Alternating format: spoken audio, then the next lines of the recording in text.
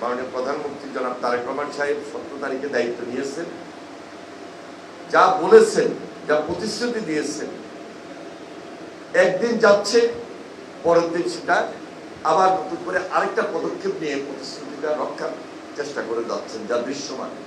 সবারই অধিকার আছে, সবারই রাইট যে চিকিৎসাটা পাওয়ার। তার মধ্যে এই যে আজকে কিডনি হেলথ কেয়ার ফাউন্ডেশন তারা যে ডায়ালিসিসের আয়োজন করেছেন, আমি জিজ্ঞেস করলাম যে আপনারা একটা ডায়ালিসিস করতে কেমন টাকা নেবেন।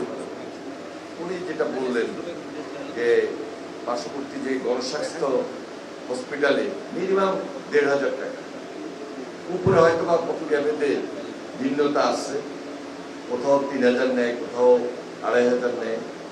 মিনিমাম যেটা নেওয়ার এই ফাউন্ডেশন সেই দিকটার দিকে বিশেষ নজর রেখেছে।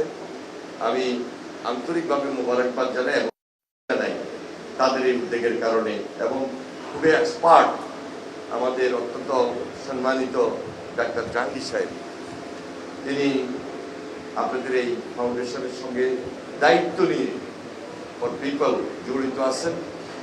এই ধরনের প্রক্রিয়া বা এই ধরনের উদ্যোগ সহজে সবাই নিতে চান না, আর যারা খুব বেশি স্পেশালিস্ট তাদের উপর ভর করে তো আরো আশেপাশে ২-৪ জন আছে।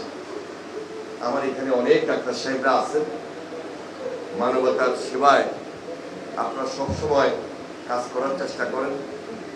তারপরে অনেক সময় সরকারি কিছু হাসপাতাল আমাদের দেশে যারা আছেন তাদের ব্যাপারে আমাদের জনগণের অনেক বক্তব্য থাকে, কথা থাকে, সেখানে আসলে বিভিন্ন প্রাতিষ্ঠানিক সমস্যাও আছে, যার কারণে যেভাবে হয়তো সবাই করতে চান সেভাবে পারেন না, কিন্তু বদনামটা হয়ে যায় ডাক্তার সাহেব। তো যাই হোক, আমরা সবাই মিলে যদি সব দিকে খেয়াল রাখি, খোঁজখবর রাখি, আজকে আমরা যেটা শুরু করেছি আমার মনে হয় শেষ বেলাটা ভালো হবে। এই কারণে আমাদের একটা নির্বাচিত সরকার, 12 তারিখে দেশে নির্বাচন হয়েছে। মাননীয় প্রধানমন্ত্রী জনাব তারেক রহমান সাহেব 17 তারিখে দায়িত্ব নিয়েছেন।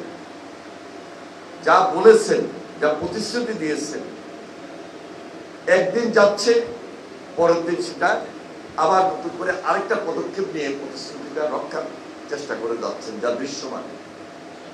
মিডিয়ার যুগ, আপনারা সোশ্যাল মিডিয়াতে সবকিছুই দেখছেন, এবং তিনি খুব দায়িত্বশীলতার সহিত এই কাজগুলো সমন্বয় করছেন, যেটা শিক্ষার প্রতি, যেটা স্বাস্থ্যের প্রতি, এবং সামাজিক যে আন্দোলন গড়ে তোলার জন্য আমরা অনেকগুলো কর্মসূচি ইতিমধ্যে ব্যক্ত করেছি, জনগণের সামনে তুলে ধরেছি, সেগুলোকে আমরা অ্যাড্রেস করছি। আমাদের কাজ শুরু হয়েছে। ওনার এই উদ্যোগটা অবশ্যই মহৎ, এবং এই মহৎ উদ্যোগ দিয়ে আমরা শুরু করেছি। আপনাদের সবার আন্তরিকতা এবং সহযোগিতার মধ্য দিয়ে আমরা যেন সুন্দরভাবে ওনাকে সহযোগিতা করতে পারি।